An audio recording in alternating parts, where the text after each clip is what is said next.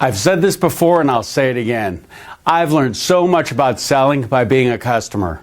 Here's a saying that we take for granted that you've heard a million times. Persistence wears down resistance. As a matter of fact, I invented it. That's not really true, but it's a great saying and you need to apply it to your mindset daily when you sell cars. Let me tell you what happened last night. I got a call from a Wells Fargo mortgage broker, Greg, who was following up on me from back in my San Diego days. In fact, he's been following up with me for about 5 years. He called me about refinancing my house as well as a couple rental properties I own. I asked him to put together a proposal for me because I've recently been thinking that I should refinance to a lower rate. Now's the time, and Greg's going to get the deal. This story probably doesn't sound unusual to you yet until I tell you our previous conversation or lack thereof. This guy called me probably about 3 months ago when I was sick. I was really sick, I was grumpy, and I really blew him off this phone call. I probably shouldn't have even answered the phone that day. He'd been calling me for years now from time to time and leaving me messages most of the time. I've always ignored his messages or haven't really given him the time of day.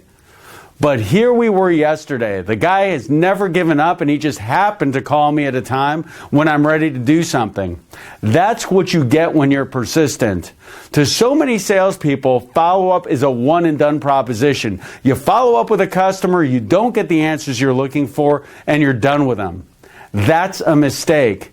Everybody's going to be buying a car eventually. Sometimes you just have to be willing to follow up long term. What I didn't realize over the years as I was blowing Greg off was the fact that he was secretly building up a little bit of rapport with me. Every time you follow up with a customer, whether they come down and buy or not, you should be building up a little bit of rapport with them so that they feel like they owe you as soon as the time is right. You can't take things too personally when you sell cars. You don't know what's going on in this person's life when you're following up with them. I've been blown off hard by customers before, and many times I suspect it's just because they're in a bad mood about something that has nothing to do with me. They're in a fight with their spouse, their boss just yelled at them, or they're hungry and cranky. Who knows? But then the next time I call them, they're a completely different person, and I get the result I'm looking for. The bottom line is this. I don't think that 90% of car salespeople would have been as persistent as Greg.